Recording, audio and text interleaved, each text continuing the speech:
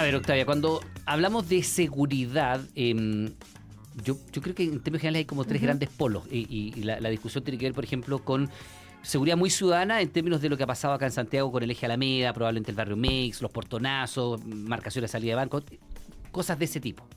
Y uno piensa en ese tipo de fenómeno, que es una delincuencia muy de grandes urbes. Evidentemente, macrozona sur, y ahí no hay mucho más que agregar, salvo recordar la zona, que es dos provincias del Biobío y la región de la Araucanía en su conjunto, que están bajo este estado de excepción renovado que el Ejecutivo pone. Y el otro foco es el norte, que tiene complejidades y situaciones que son muy peculiares y que son muy distintas. Drogas, incluso trata de personas, migración ilegal y un descontrol que los mismos fiscales han ido señalando sigue creciendo y no siempre se releva de la manera en que debe hacerse. Queremos conversar sobre esta materia, queremos actualizar qué es lo que está pasando en la zona norte de nuestro país y por eso que estamos con el fiscal regional de Tarapacá, Raúl Arancibia, a quien saludamos a esta hora de la mañana y le damos la bienvenida a este Universo al Día. Fiscal, ¿cómo está? Muy bien, Iván, muchas gracias por el contacto. Saludo a usted y a Octavia. Bueno, hablamos con usted, fiscal, en enero, hace 4 meses. Y usted me acuerdo que nos hizo 2 advertencias muy claras. Dijo, si no paran el tema de la delincuencia, puntualmente las armas, les va a llegar para allá.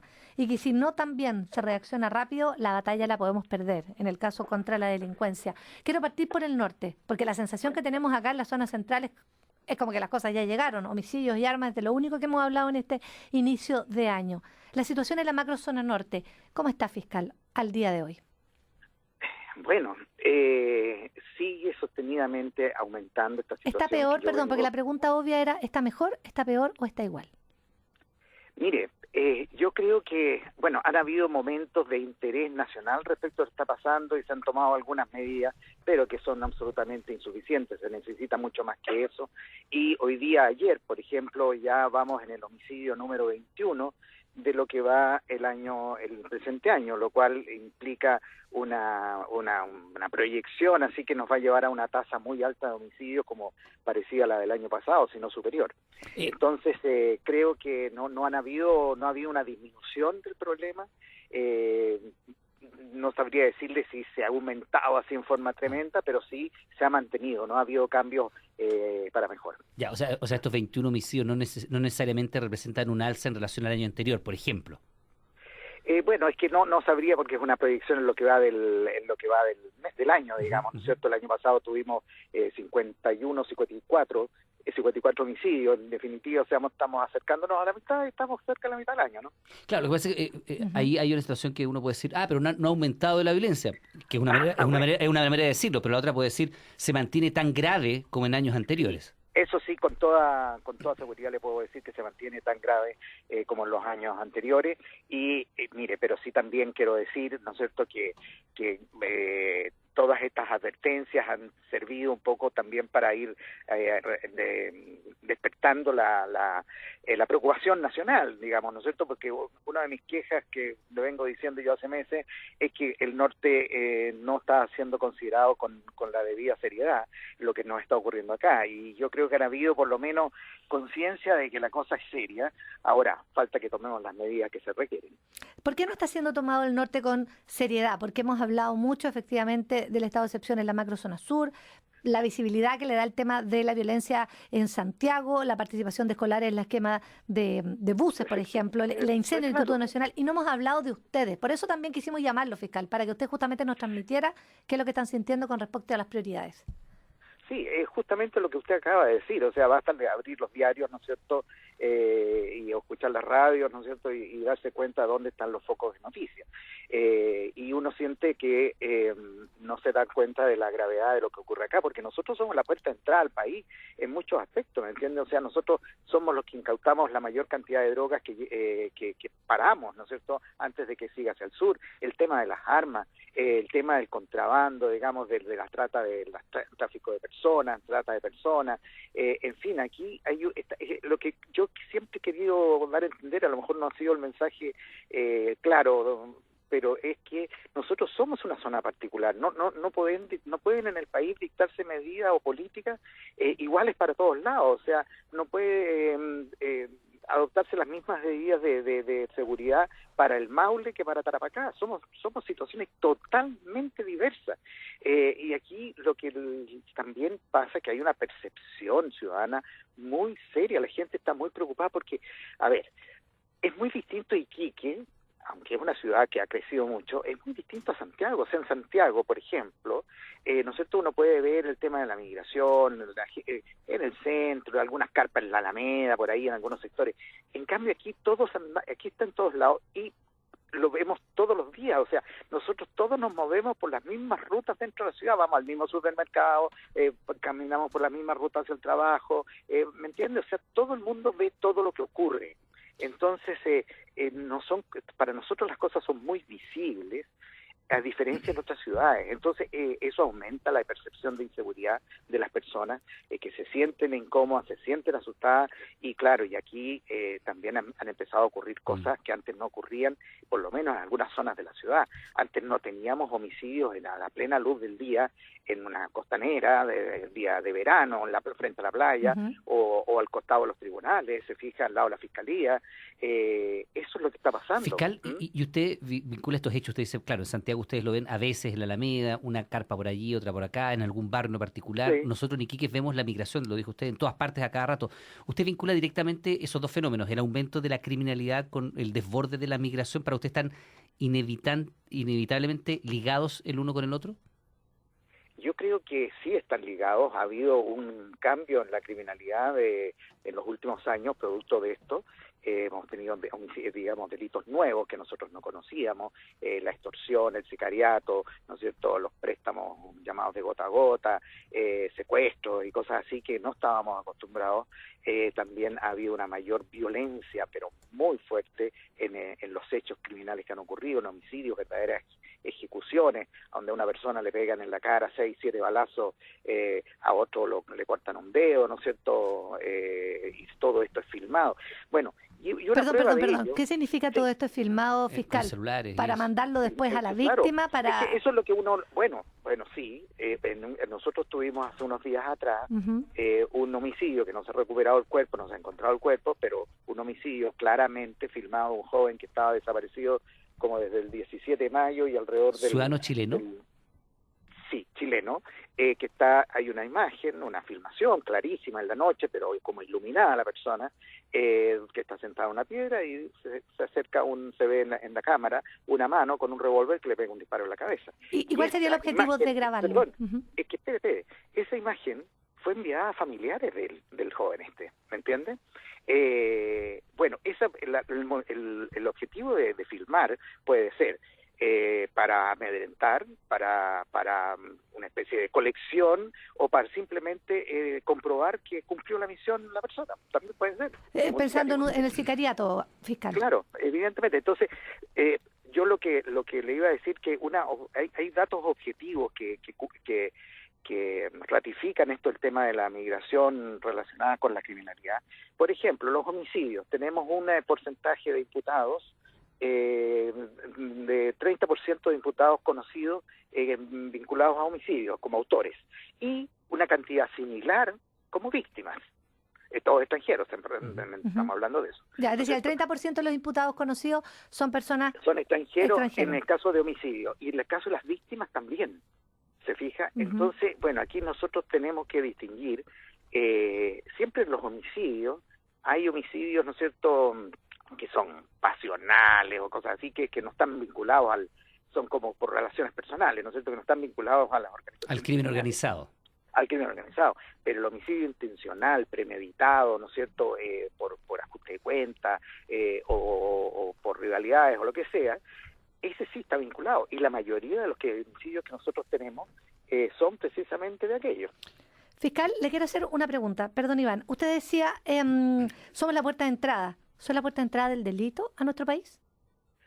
O sea, de muchos delitos, en el sentido siguiente. Lo que pasa es que eso es lo que yo sostengo, que esta zona tiene particularidades que la hacen muy atractiva para el mundo criminal o para las organizaciones criminales. Tenemos una frontera absolutamente vulnerable, o sea, es muy difícil de controlar con un país vecino, ¿no es cierto?, que es uno de los principales productores de droga del mundo, donde un país vecino donde llegan los vehículos robados, ¿no es cierto?, y cada cierto tiempo los legalizan, los vehículos robados incluso en Santiago. Pues nosotros hemos descubierto aquí muchos de los vehículos de valiosos que han sido robados en portonazos, en encerronas en Santiago, pasan por la frontera a Bolivia y son transados por drogas, son transados por armas, etcétera. Tenemos el tema de la migración descontrolada, sin un registro real y eficaz de las personas que ingresan. Tenemos el tema del enorme comercio con los países vecinos, ¿no es cierto?, que también todo eso favorece un gran flujo de dinero y qué sé yo. Todo lo que usted se pueda imaginar ocurre aquí y con grandes facilidades. Entonces, si es una zona fructífera para el comercio, eso también lo es para las organizaciones criminales. Ahora, ellos fiscal, también se dan cuenta de la situación. Sí, usted llega al tema, al punto de las organizaciones criminales. ¿Qué tan presentes están ya en el territorio y cuánto de control del mismo tienen y cuáles son esas bandas? A ver, nosotros tenemos aquí un problema serio de control territorial, porque aquí hay distintas, ¿cómo se llama? Por decirlo así, especialidades, digamos así. Hay gente como bandas criminales colombianas, por ejemplo, que están dedicadas fundamentalmente al tráfico a la internación de drogas. Pero las bandas que hemos conocido venezolanas, por ejemplo, con una muy conocida por su nombre, ¿no es cierto?, el Tren del Agua, que hemos dado un golpe muy importante a ellos porque detuvimos a sus principales cabecillas de la célula que operaba y que teníamos descubierta, que están todos privados de libertad, pero ellos también tienen otra forma de actuar. Bueno, tienen mucho homicidio de ellos por parte de ellos, mucho control territorial, se apoderan de sectores muy vulnerables de la zona, ¿no es cierto?, como Tomas, en el sector de Alto Hospicio, por ejemplo, donde ellos van controlándolo todo. O sea, se va transformando en un barrio, algunas muy grandes, estamos hablando de Tomas que tienen 10.000 personas o más. Que son controladas por una banda como el Tren del Agua. Claro, o similares, claro. ¿Cuántas tomas están controladas por el crimen organizado hoy día en Alto Hospicio? Bueno, no sabría decirle con exactitud, pero en la zona del Alto Hospicio nosotros tenemos aproximadamente, el otro día leía un dato de la municipalidad, estamos hablando de como 60.000 personas viviendo en tomas, en tomas ilegales, allá, irregulares, claro. Se fija, entonces en algunas de ellas al menos hay un control territorial por parte de esta gente donde la policía prácticamente le es difícil entrar. Y todo esto que está pasando, se va encadenando con otras cosas. Por ejemplo, nosotros tenemos muchas dificultades hoy día para poder llevar a cabo un juicio oral, por ejemplo, contra una banda como esta, porque la gente tiene temor, pues no quiere declarar, los testigos, ¿me entiende? Nadie quiere vincularse a este problema. Hace unos días atrás, la fiscal jefe de Alto Hospicio tuvo un juicio oral por homicidio, donde tenía citado como a 22 testigos, de los cuales no fue ninguno. Ella tuvo que salir con la policía a buscar y lograron 2 personas que declararan, pero es muy difícil todo. Fiscal, estamos con Raúl Arancibia, fiscal regional de Tarapacá. Hace días nada más se conocía, por ejemplo, acá en Santiago, métodos extorsivos de presos colombianos en contra de presos chilenos que terminaban pagándole para mantener su resguardo dentro de las cárceles. Usted lo describe en el norte, situaciones donde, por ejemplo, bandas colombianas están más bien dedicadas a la internación de drogas, bandas venezolanas al control territorial. Y en ese contexto, ¿cómo está el crimen organizado chileno? ¿Ha sido sometido de alguna manera por estas bandas organizadas internacionales? ¿Se han puesto a disposición de ellos o hay una disputa por el territorio? Yo creo que es lo último, más bien. Yo creo que hay las bandas chilenas, en primer lugar, desgraciadamente, ¿no es cierto?, se han tenido que poner a la altura del grado de violencia y que ejercen los extranjeros. Lo hemos visto en algunas bandas que los últimos homicidios han sido precisamente entre 2 bandas rivales aquí de la zona de Caniquique, precisamente integradas por chilenos, y donde ellos han tenido que, claro, o sea, esto es como, por decirlo de alguna manera, es como si fuera una invasión. Aquí, en el mundo criminal, también ocurre lo mismo, se fija. Entonces los que tenían supuestamente el control de la delincuencia aquí, algunas bandas que eran poderosas, también han tenido que ponerse a la altura, por decirlo de alguna manera. Porque tienen métodos, perdón, y armas distintas, ¿no? Mire, lo de las armas es un tema fuerte, porque nosotros aquí tenemos el problema de las armas, que la mayoría de ellas son muy poderosas y todas vienen de contrabando. O sea, no tenemos el problema de otras zonas del país donde armas inscritas en Chile, ¿no es cierto?, han llegado a manos de la delincuencia. Aquí son armas que han ingresado de contrabando porque no están inscritas en el país. Hemos tenido armas de distintos calibres, hemos tenido internación de armas, recordará usted, a través del puerto de Iquique, sí, armas nuevas. Sí, claro, en partes de autos. Ametralladoras, dentro de autos, en containers, ¿no es cierto?, que venían desde Estados Unidos, no sabemos con qué destino exacto, pero sí destinadas a la zona franca de Iquique. Entonces, debemos suponer que parte de esas armas por lo menos iba a quedar en la zona. Fiscal, usted describe una situación que me quiero devolver, porque cuando uno plantea lo que está ocurriendo, usted dice, claro, hay que mirar con mayor seriedad lo que pasa en el norte, hay que destinar recursos, nos imaginamos que la justicia termina haciendo la pega. Pero ¿qué pasa cuando no van los testigos a declarar? ¿Qué pasa con justamente la parte del Estado que tiene que actuar frente a este tema si no hay testigos? Porque el amedrentamiento es tal, el control territorial y el temor obviamente a que venga una venganza. Usted nos describía cómo grabaron un homicidio para mandarle la foto a la familia o que el sicario compruebe que es terrible lo que usted nos está describiendo.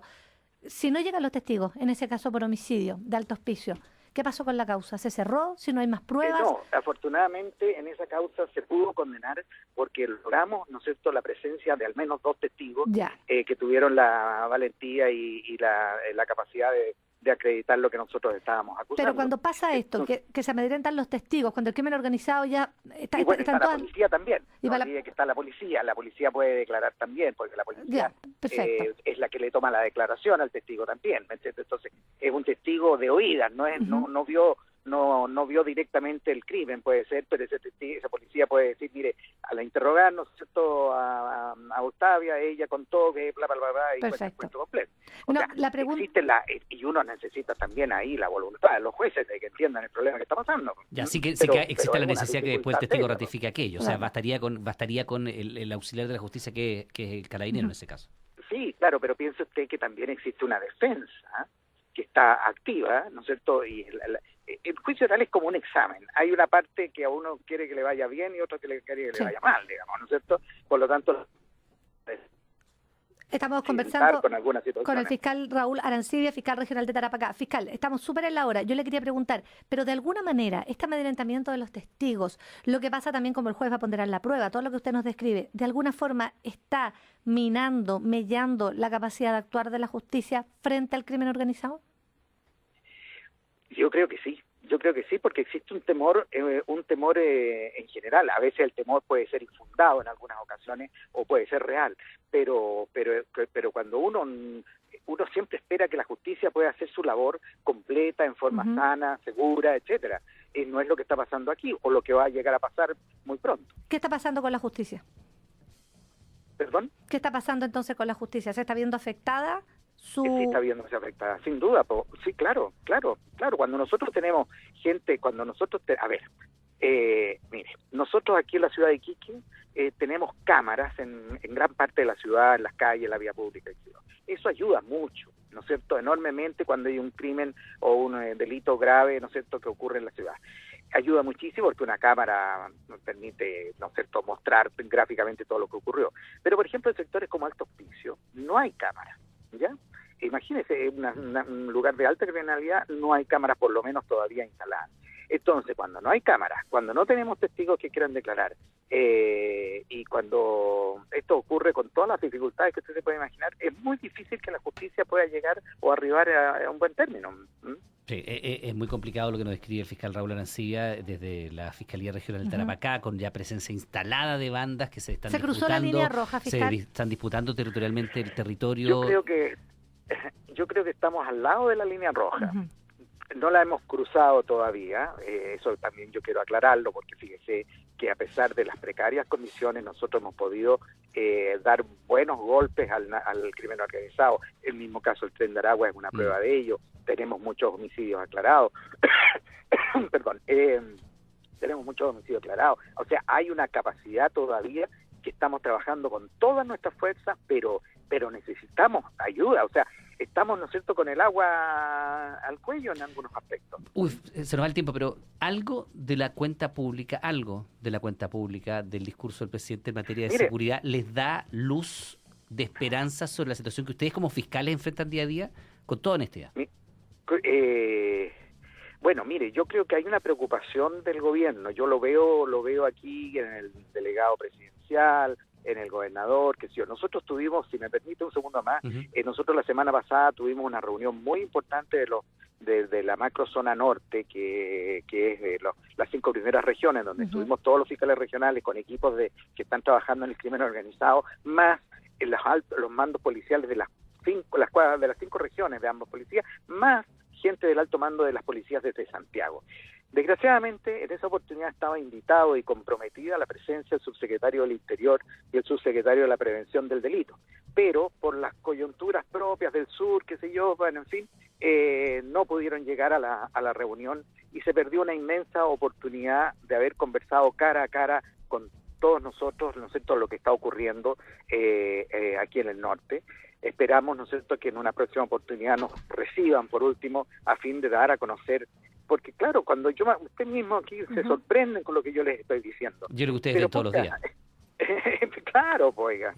Sí, no, es importante poner el punto sobre las IE, queríamos abordarlo, pero de verdad nos extendimos en otro tema para que sepan los auditores. En Tongoy durante todo el lunes se realizó esta reunión de fiscales de la macrozona norte y nosotros efectivamente hemos estado mirando solamente el sur. De ahí la relevancia de sus palabras.